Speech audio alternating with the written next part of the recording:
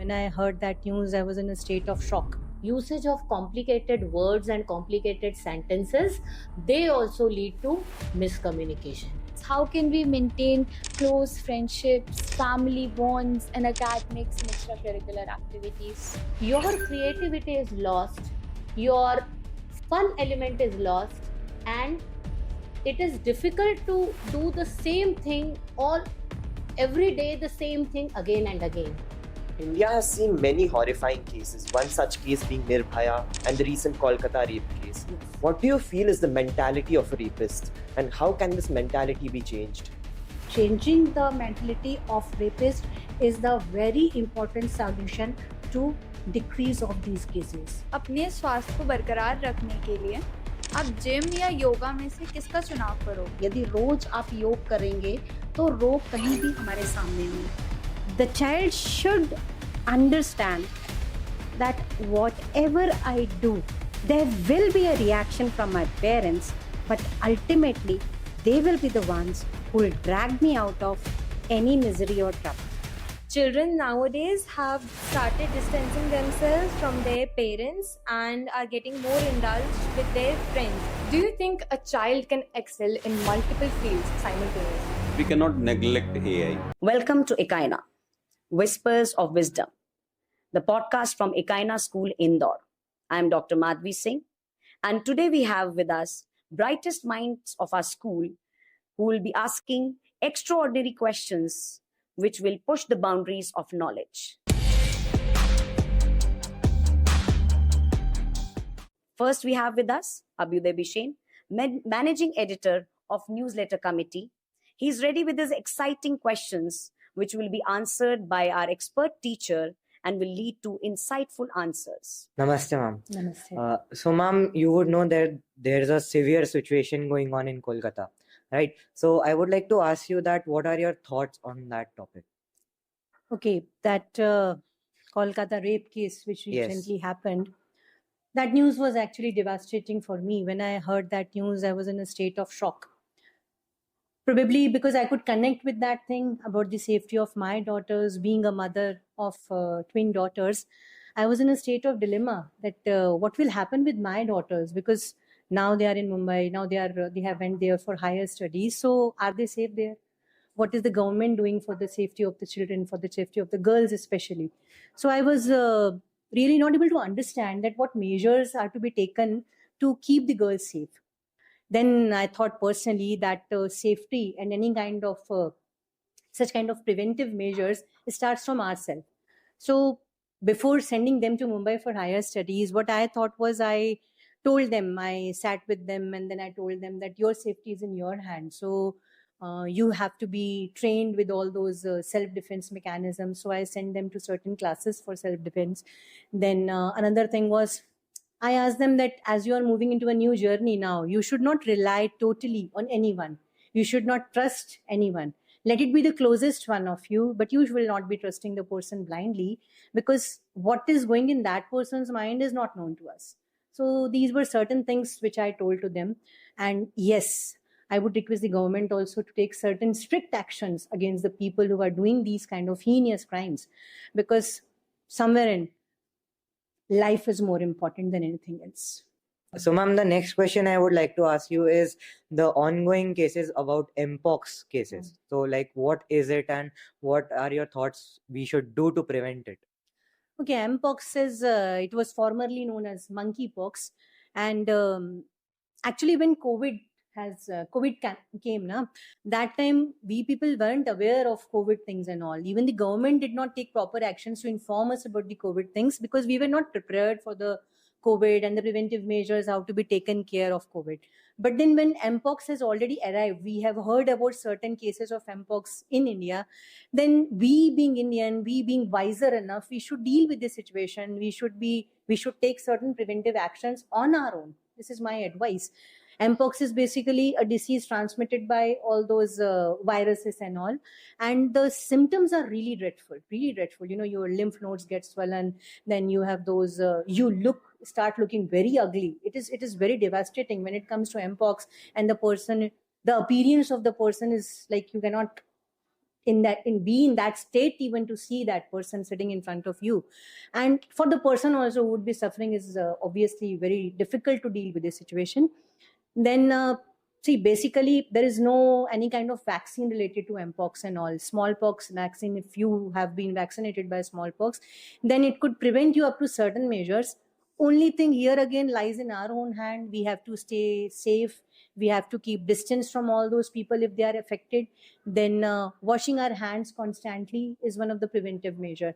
Then certain symptoms, if it is visible in our body, like if you are having chills, you are having fever, you are having rashes on your body, then that is some other symptoms which shows that you might suffer from mpox.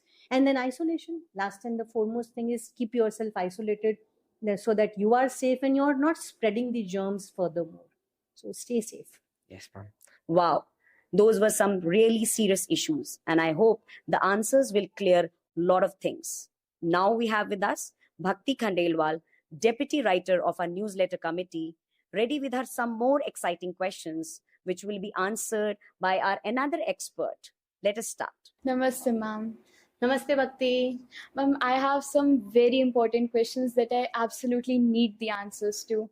Can you please help me with them? Go ahead, Bhakti. Okay. So my first question is, what do you think are some causes of miscommunication? Okay. For this, you need to know what miscommunication is. Miscommunication means when one wants to say something, but the message conveyed to the person is not the same. When they are different, we call it as miscommunication. Now coming back to your question, what are the causes of miscommunication? It is very important to avoid miscommunication, but you should know what are the causes of it. Yes. So causes of miscommunication, I think first is when the person who is talking wants to convey something and the tone, the facial expressions, the volume, pitch, that is not correct, then the message is not expressed correctly. If a person is speaking, sometimes some people, they speak really fast.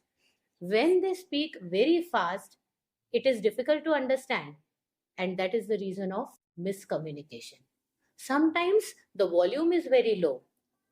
Just imagine if a teacher is teaching in a class with a low volume, will she be able to will the students be able to listen what she is saying? No. So there will be a miscommunication. One more reason of miscommunication is when your facial expressions don't match with the message that you want to convey. For example, if one is sharing some sad news and the expressions are joyful, happy, with a smile, if I am conveying this message to somebody, definitely I will be misunderstood. Yes. Isn't it? Yes. One more thing, I think other than this, the distraction. When I am talking to somebody and the person to whom I am speaking is distracted, take an example when you are coming back from sports. When you want to drink water, you are sweating, you want to sit under the fan, and I start teaching. What will happen? Ma'am. Will my message be conveyed to you correctly? No. That distraction will definitely cause an hindrance to what I want to convey. At the same time, if the class is disturbed, a teacher enters the class and announces a test. Do you think that a child will understand what has happened? Some children are listening, some children are not listening. And definitely after going home, what the child is going to say, Mama, there is a test tomorrow. Which test? What syllabus? Don't know. So again, you have seen a miscommunication. Another reason may be the stress. If the person who is conveying the message is in stress, or the person who is listening is in stress, both ways, it is not conveyed correctly. The person in stress will not be able to understand. If one is not in state of mind to understand, comprehend the things, there is miscommunication. And yes, very important thing. When you are communicating something, the words should be simple. There should not be usage of any complicated word. If I am dealing with a child of, say, grade 4 or 5, my selection of words should be appropriate so that my message is conveyed correctly. If I am sitting in a, say, parent meeting and I am talking to a parent who is well educated, there if I am using some complex words, then it is fine. But yes, usage of complicated words and complicated sentences, they also lead to miscommunication. So there can be many more causes of miscommunication, but then after knowing the causes, it is also very important to know how miscommunication can be avoided. Miscommunication can be avoided by knowing the level of the person to whom you are talking. If you are talking to a small child, definitely the selection of words should be simpler. The person to whom I am talking is distracted, then I need to step back and wait for the right moment so that I can convey my message correctly. Speaking should be clear. The pronunciation should be clear. The voice, the tone, volume, frequency, pitch, everything should be bang on. Then only my message will be conveyed correctly. Isn't it? Yes. Then to avoid miscommunication, it is very important. There are some people who feel like texting something is conveying the message correctly. But no, just texting is not conveying the message correctly. Sometimes it is important that you go and talk. Your voice modulation, your tone, your expression makes a lot of difference. So communication should be one-to-one. So, ma'am, can you please tell me how can we maintain work-life balance? How can we maintain close friendships, family bonds, and academics and extracurricular activities? Yes, Bhakti. See, work-life balance is, for a professional, it is balance between professional life and family life. But in case of students, it is balance between friends, fun, outing with academics. See, you need to know why this balance is disturbed. When you know that why the balance is disturbed, that time you can work upon it and you can maintain a balance. For a successful life, one needs to maintain a balance between work and life. What are the reasons behind it? You need to know the reasons also. When you know the reasons, then only you will be able to work on it. First, I think when you take so many responsibilities on your shoulder, you get confused and you are not able to fulfill all the responsibilities correctly, and there is possibility of failure at that time. Maybe the time that you are devoting to your work is more. When you are working monotonously for a longer day or long period of time, your mind stops creating new ideas and it becomes monotonous. Everything becomes same. So your creativity is lost, your fun element is lost, and it is difficult to do the same thing all every day, the same thing again and again. So there you need to think upon. So to avoid this boredom, or you can say to avoid this monotony in the life, one has to maintain balance. How one can maintain balance? To maintain balance, definitely, yes, if you are maintaining balance, you will be more energetic, you will be happier, and your productivity will increase. If you are happy, energetic, and coming to school, you will be able to score better. Your learning will definitely enhance. So, for that, what one has to do? First thing, give space in your time management, give space to entertainment also, to fun also, to family also. And remember, when you are at workplace, forget about everything. When you are studying, forget about everything. And when you are with family, forget about studies, forget about academics. Enjoy that moment. That is important. Prioritize things. When you prioritize things, you are able to focus better. If for a moment your priority is work, then you can put your 100% there. See what is important, what is urgent. Urgent has to be addressed first.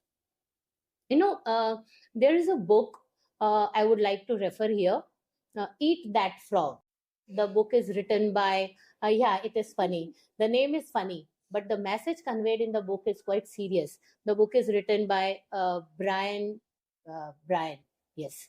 The book says that every morning when the table of work and responsibilities is laid in front of you, you should select the ugliest frog. The ugliest frog has to be eaten first. That means the most urgent, the most difficult, and most important job has to be done first. If you are done with that difficult job in the morning first, the entire day you are energetic, and those small other tasks can be done easily. The same way, what is urgent, what is important, that you need to understand. And once you divide your time, when you decide what is urgent, what has to be done first, which is the ugliest frog that morning, so eat that frog first. So this is how you balance your work and life. And when you are able to balance between work and life, you are more energetic, more productive, and more positive in your approach. I have decided what's the ugliest frog for tomorrow, and I'm gonna eat that frog. I'm gonna get it done. Good. Thank you for Prioritize the things. advice, Yes, ma'am. yes. Miscommunication and work life balance. What interesting topics. I hope a lot of communication will become now more clear. Now we have with us Devik Nadik, head illustrator of Newsletter Committee, ready with his more insightful questions. Namaste, ma'am. Today I'll be asking you a few questions, with the first question being, as a psychologist, have you noticed any specific reasons for the increasing crime rate in India? Yes, as a psychologist, definitely I must tell you the what I assess the basic reasons and major reasons increasing the crime rate in India, as we all are aware about the so many cases are there. So first of all, we start with the cases related with the crimes related with girls. So cases, psychological reasons are there, many economic reasons are there, and technological reasons are also there, political reasons, and so many reasons are socio-culture. But major reason which I as a psychologist want to quote, that mental issues like psychological disorder, schizophrenia, depression, and anxiety, these are the causes of basic crime rate, increasing the crime rate.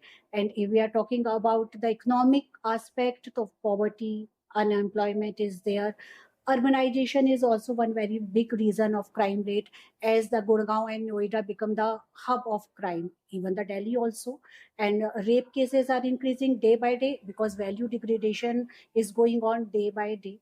So our societal norms, we are not following the societal norms also right nowadays. So it is very important to inculcate the value in one person, one individual also, and give the employment. Financial instability also a big reason, and somewhere a proper enforcement of laws are also required. This is also big reason, because actions are not taking in proper manner. That's why crime is increasing day by day, and criminals are having their own identity. They are going to set their own identity in this manner. So somewhere we have to take action regarding this. India has seen many horrifying cases, one such case being Nirbhaya and the recent Kolkata rape case. Yes. What do you feel is the mentality of a rapist, and how can this mentality be changed? Yes, it is very good question, I must say, because first of all, we are going to start with the home, because charity begins from the home. So definitely parents should inculcate the good values in one individual, and after that it is very important that they should pay respect to girls also. And girl is not the any object which they are going to use with. In this manner, if they are paying the proper respect to girls, definitely they are not going to become the rapist one. And sometimes it's like this, the impulsivity is also very big reason, and a proper lack of knowledge regarding the education, regarding the sex education, it is also very important part. One should be very much educated in this manner also.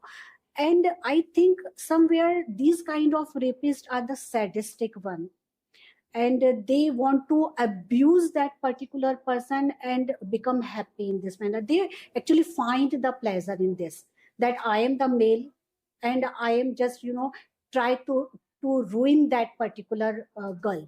So one Bangalore case also recently it happened there. So day by day it is increasing. So, and we should change the mentality of the rapist with the help of mental health care person like counseling psychologist, psychiatrist, clinical psychologist. Definitely they will help in this manner. And we should definitely do the good work in this manner, because the changing the mentality of rapist is the very important solution to decrease of these cases. Some years ago, a suggestion was made in the Lok Sabha to introduce one such psychologist in every single school in the country. But this step was never taken. Do you feel that this step is necessary? Yes, I definitely feel this, because the proper education and proper mental health care is must, and one professional definitely help in this manner. So each and every institute, it is mandatory to they appoint the psychologist, counseling psychologist, or clinical psychologist, because they definitely guide the student, which actually they are in adolescence age. They are less mature, but they are full of energy. This is the age of storm. If we are going to guide them in proper manner, so definitely things will be fine, and most of the problems we can sort out in this manner also. India has also seen a rise in suicide rates, especially in students. Yes. What do you feel we can do about these suicides, as it's a concerning matter? Yeah, it's very concerning matter. And I think 3-4 days back in Indore also, one school student committed suicide, and it is really disappointing, because at the young age, if I am talking about the data related with the suicide, so National Crime Record Bureau provided the data of year 2022, because 2022 around 1,71,000 people committed suicide, and among them around 41% are the youngsters one. So it is horrible data, and definitely we should put our efforts to decrease these datas, because young people are not the mature one, and so many factors contributing to raise this actually suicidal rate, and mental health problems, anxiety, depression, and emotional problems, examination failure, parental pressure, and I must say the pressure related with the romantic love relationship failure, and the unemployment, poverty, cyberbullying, sexual harassment, and I must say that even social media is also providing the stuff for the attempting the suicide. So so many factors are there. They are actually very complex, interrelated, multiple factors are there. But what is needed, that we should just promote the mental health programs in the schools also. We have to just put our efforts to inculcate the social skills in the students, and even emotional intelligence also, that students or youngsters become the emotionally strong one also. Emotional dependency should not be there. Loneliness, worthlessness, and isolation, and this kind of that I am not having any kind of purpose in life and I am not the important one for anyone. If this kind of feeling is there, so definitely one should need the help. And each and everyone, I request to parents also in this manner, teachers also, and the each and every person of the this society, that please don't take it lightly, because this is very important, very crucial and sensitive issue, and we all should just take care regarding this. We have to take a step in our IPC. Actually, article 309, this is a criminal act actually, but I don't find this is a personal act. This is actually a social issue, and we all are responsible for this, so we have to take the accountability, and we have to just take the action to decrease the societal rate among the youngsters. We have to become the supportive one in this manner, and I just want to tell each and every youngster also in this manner, that finding or seeking the help is not the sign of weakness, right? So please try to cultivate positivity, optimism, and the whole life you just happily enjoy the fragrance of your success and happiness. The Indian education system is often criticized for being too stressful. A lot of children actually suffer due to the stress. Yes. This stress is one of the key reasons for why we are seeing an increase in suicides among youngsters. Yes. So how do you suggest we decrease the stress and tension that students feel in their day-to-day life? Yes, I agree with you in this manner, because Indian education system is creating a kind of pressure. Competitive exams are there, NEET, JEE, IIT examination are there, and children are having so much pressure regarding to clear and crack the examination to become the successful one. So in this manner, definitely education ministry should take the step regarding this also, that it should be relaxed somewhere.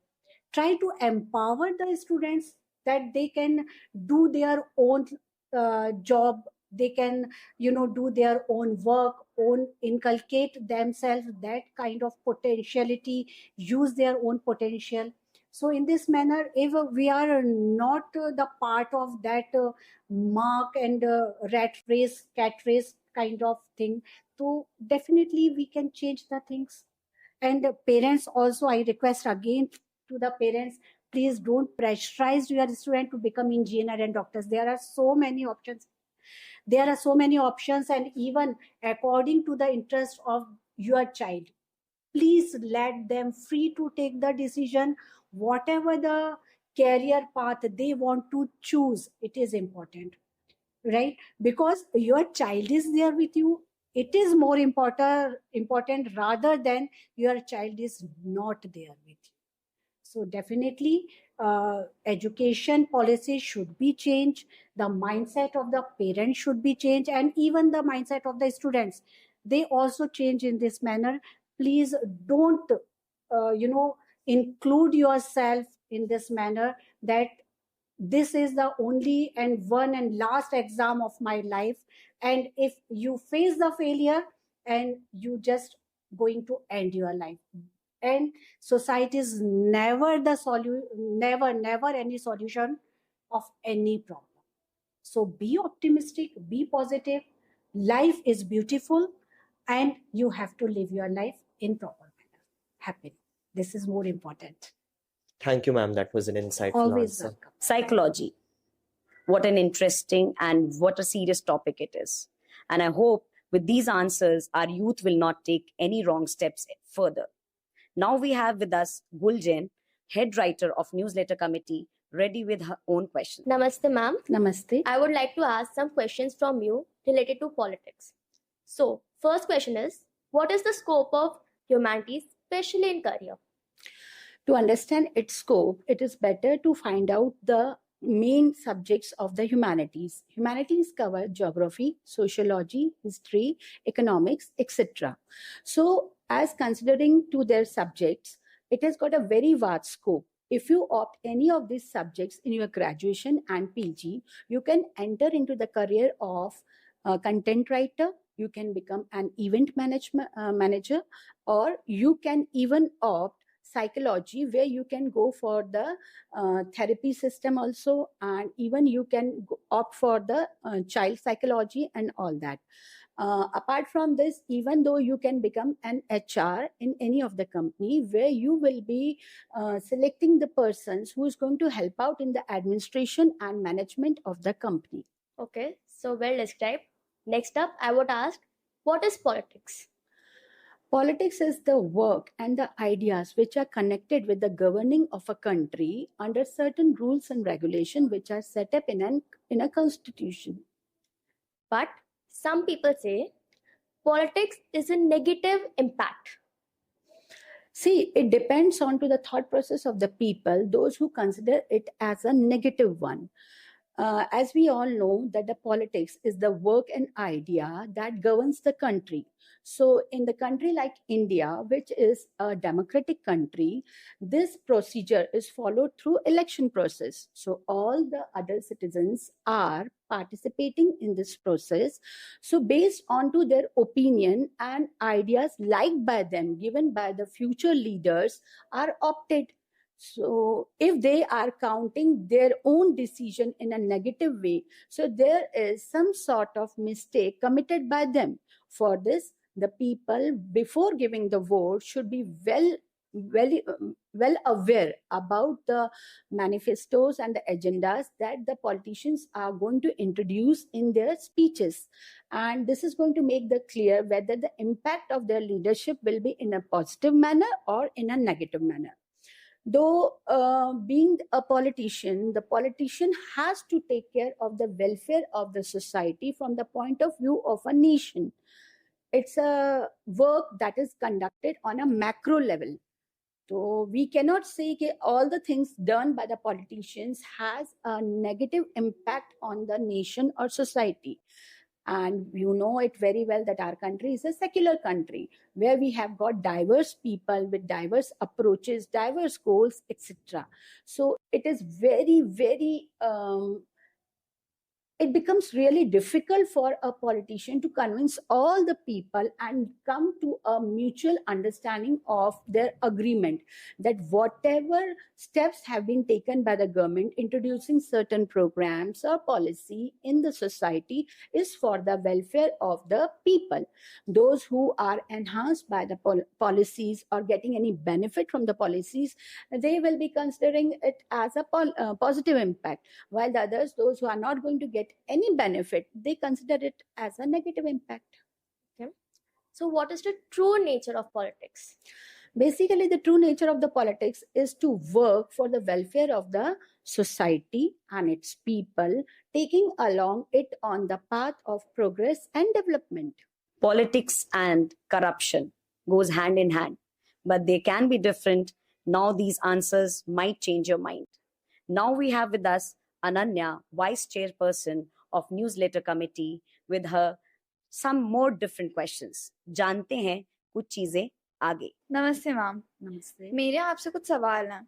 मेरा पहला सवाल है कि लोग क्या कहेंगे, लोग क्या सोचेंगे, इस चीज से हमें फर्क पड़ना चाहिए या नहीं?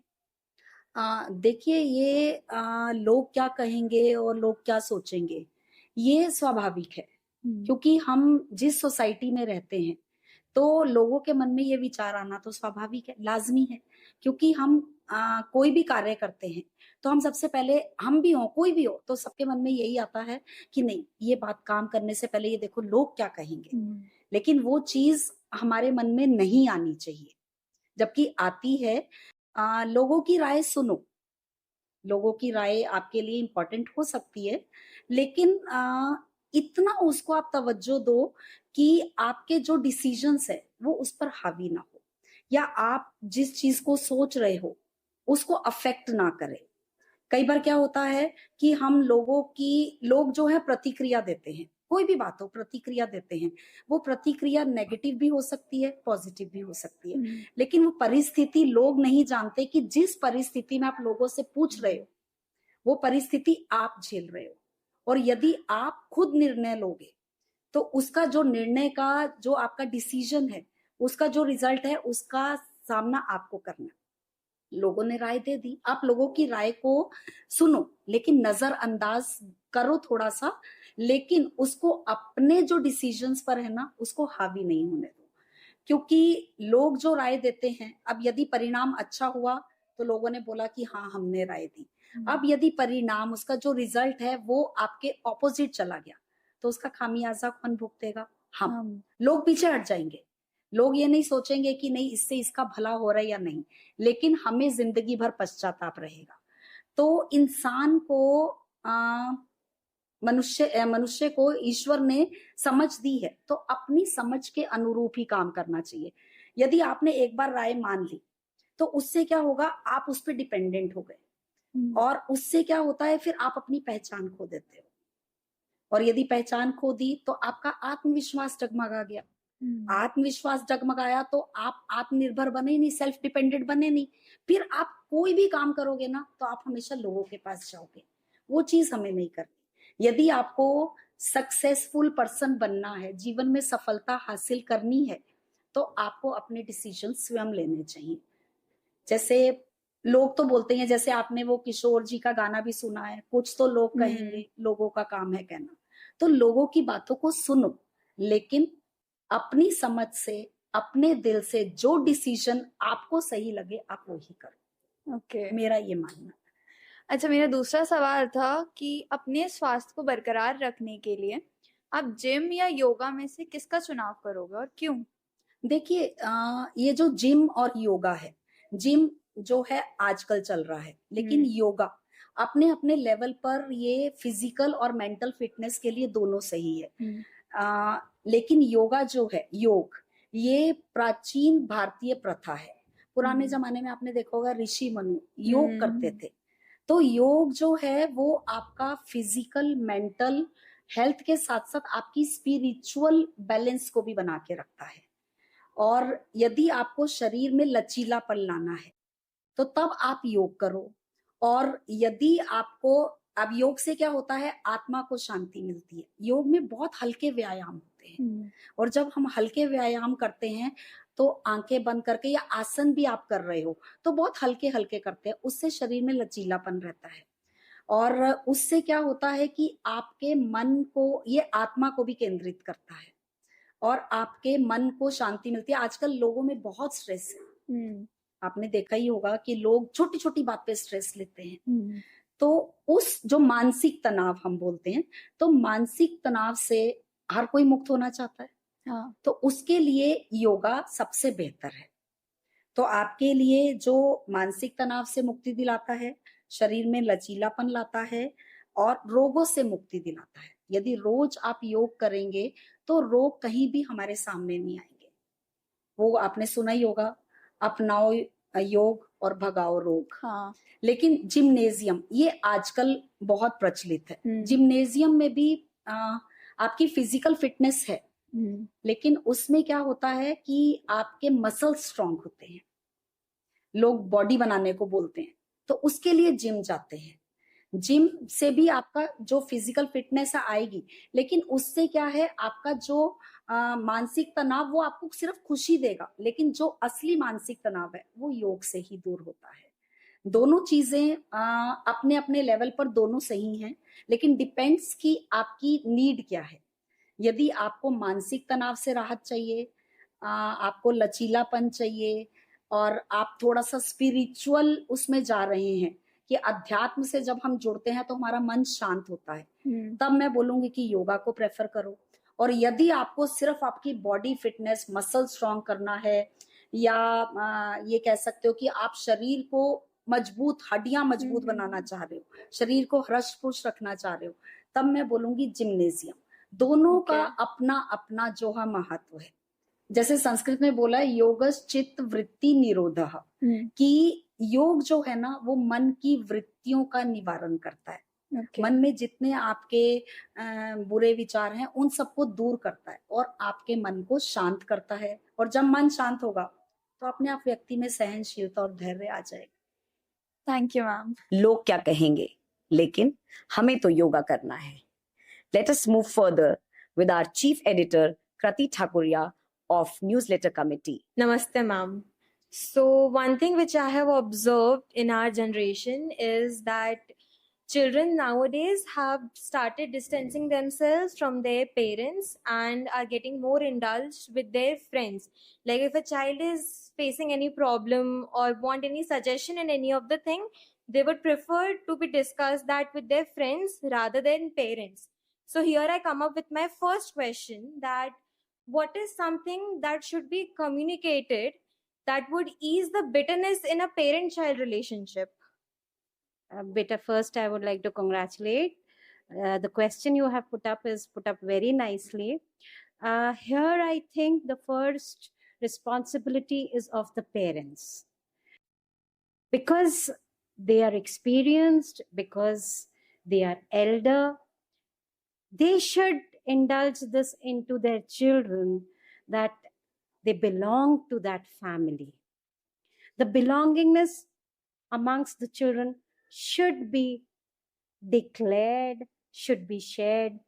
One thing which I have observed, that the parents these days, they do not share much with the children. They just want to give the goodies to the children. In this manner, what happens? The children, they do not get a belongingness to the family. Means if the parents, they let the children know the struggles which they are facing, the achievements, then the children will also be a part of the family. Secondly, the parents should give some priority to the time which they devote towards their children. The parents are running short of time. They just, in their whole schedule, they just devote a very small amount of time to the children. They should spend quality time with the children, and they should discuss almost everything. The relationship between the parents and the children should be very transparent. And what if a child is not able to communicate the things with parents? Basically, he is feeling that the child is looking that they are the parents, not the friend of them. तो वो एक comfortness नहीं है बात करने में. This is the lagging of the parents, that they are not able to develop a confidence between the children, their child. The parents should be able to develop a confidence that they are the friends of their child. The child should understand that whatever I do, there will be a reaction from my parents, but ultimately they will be the ones who will drag me out of any misery or trouble. Thinking this, the child should always come up to the parents, even if he has committed any error. If he has the confidence that my parents will drag me out of this misery, he'll surely come to the parents. So it becomes the responsibility of the parents that this confidence is developed between them and their child. Do you have any other question? No, I got the point which you are trying to explain. So let's come up with the second question. So the second question is that many people advocate that nowadays modernization is comparatively more fostering than compared to traditions. Basically, nowadays modernization have started empowering so much that culture and traditions have been neglected or ignored. So what should we do that we take both modernization and culture and traditions simultaneously? We neither ignore modernization nor the culture and traditions. See, again, my child, the question which you have put up is an open-ended question. And because I am with children like you since years now, and I have been counseling children like you, so I can speak endlessly on this topic. But I would summarize it in this way, that the first thing that the child needs to know is, basically your generation, they need to know what actually is modernization. There is a myth in your generation that modernization means wearing the dresses which the West wears. But I'm sorry to say, that is not modernization. So, how would you define modernization? See, I am no one to define modernization. If you pick up in your language Google, in almost all the subjects, the definition of modernization differs. But if we sum it up, it is coming at par with all the other nations around us, be it scientifically, be it technically, be it using your thoughts and all that. So coming at par with that, be it education. But the children these days, they end up wearing what the West wears. My generation will never say that forget the traditions. We want you to move ahead, but please don't forget your traditions and culture, because they are the roots.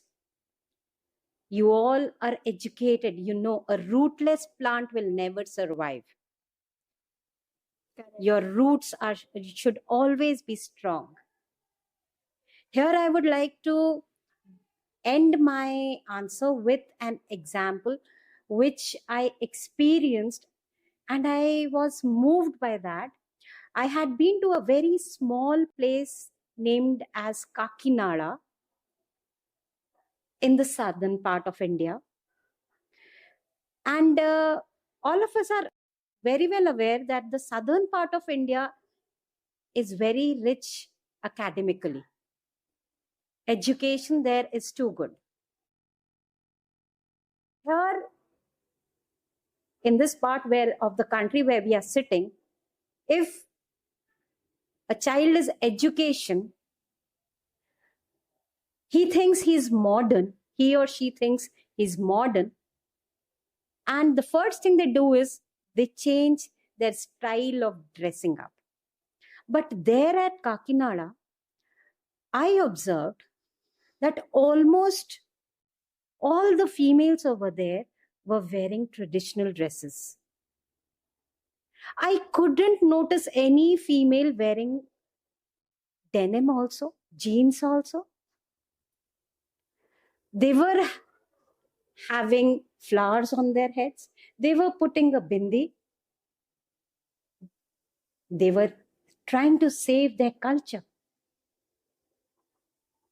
And if you ask their qualification, they were much more qualified than us.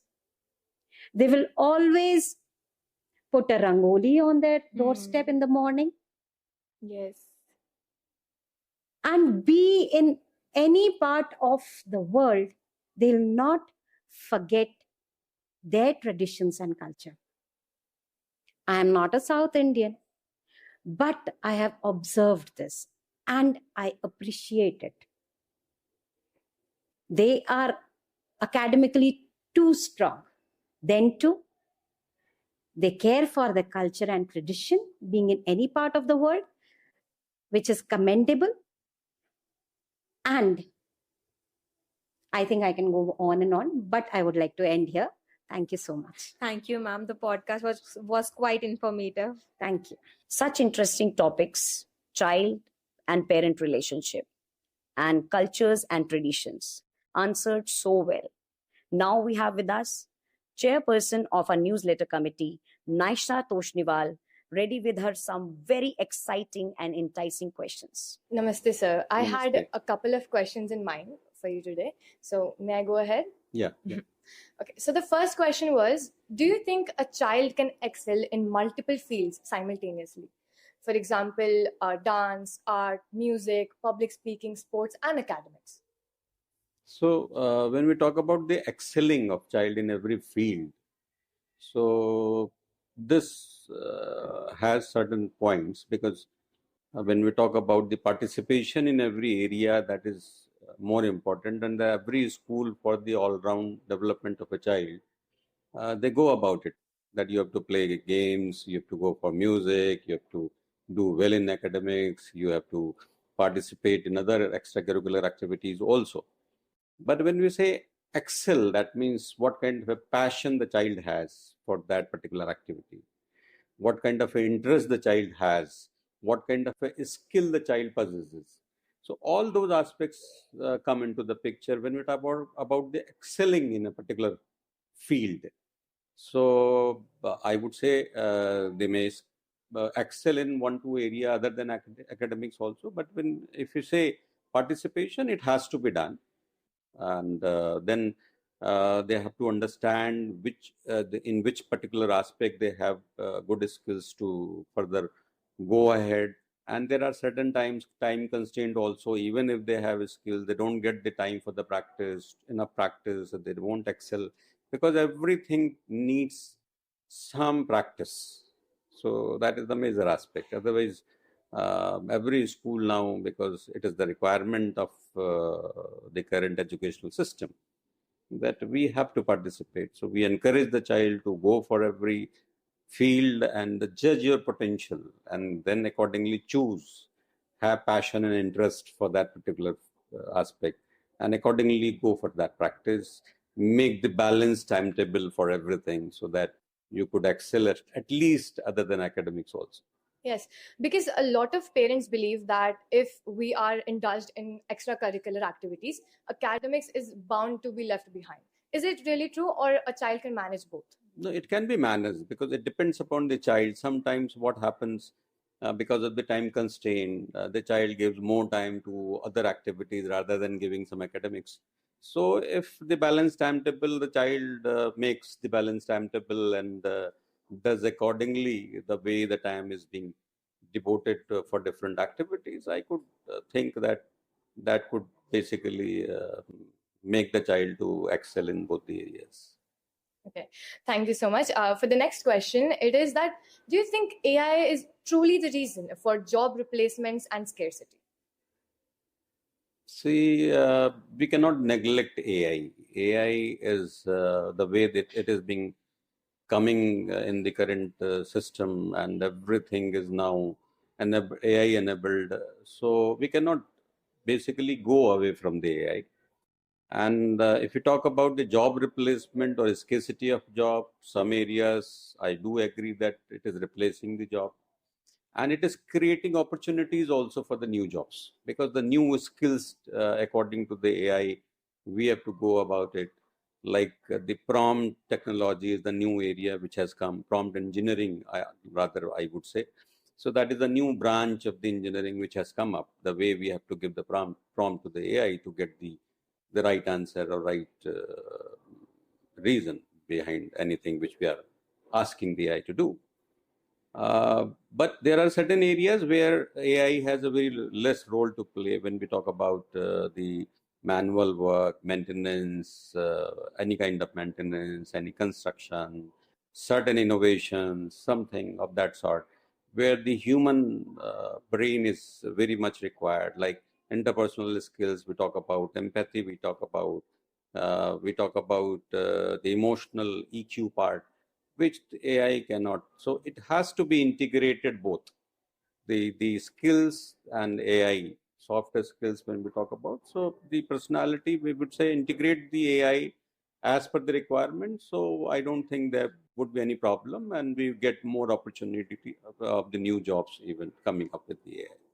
A lot of people advocate for the same, that it is that humans are now slacking behind. They are not there to hone those skills, and they're just all about the academics. So is it the reason that AI is replacing their jobs, or is AI so powerful that it will replace the job anyways? No. It is not like that. AI, if you use AI as a tool, if you need some help, if you would like to know whether you are going right, or somewhere you need some help from the AI, that has to be done. It has to be integrated. That also in education, also AI is playing very important role, and the child is taking help of AI in academics also. Now the customized chat GPT is also available, which is helping the child to learn various subjects well, certain concepts even in a better way. So it is not going to replace, and because the emotional connect which I am talking about, the teacher, it cannot replace the teacher in the classroom, because teacher knows the child, how the child could learn. Technology, digital content is different, AI part is different, but that one-to-one interaction and where the child and teacher bonding is required to learn certain things, I don't think the AI would replace a teacher. So that the way AI won't be replacing the teaching profession.